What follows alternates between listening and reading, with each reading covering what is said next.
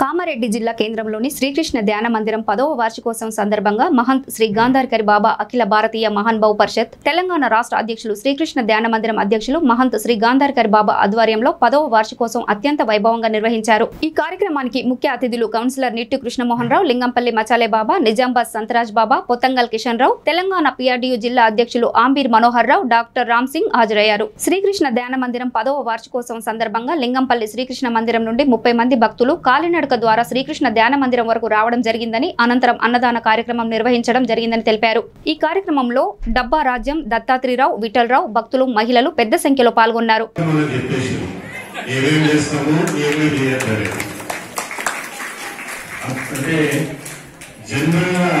సత్సంగం అనేది సామాన్య మానవునికి అర్థమయ్యే భాషలో చెప్తే ఈజీగా అర్థమవుతుంది.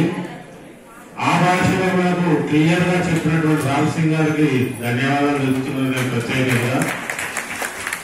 రెండవది, శ్రీకృష్ణ భగవాన్ సేవలో పాల్గొనే విధంగా చేసినటువంటి మీ అందరికీ మరియు ముఖ్యంగా మచాలి బాబా గారికి శిరస్సు వచ్చి ధన్యవాదాలు చెప్తూ, నా మీద ఇవన్నీ కోరికలు మనసుకు సంబంధించినవి. పాప మీ శరీరం ఏంటంటే పనివడంగా ఏం చెప్తే చేస్తుంది. అసలైన రోగం ఎక్కడుంది? మనసులుంది.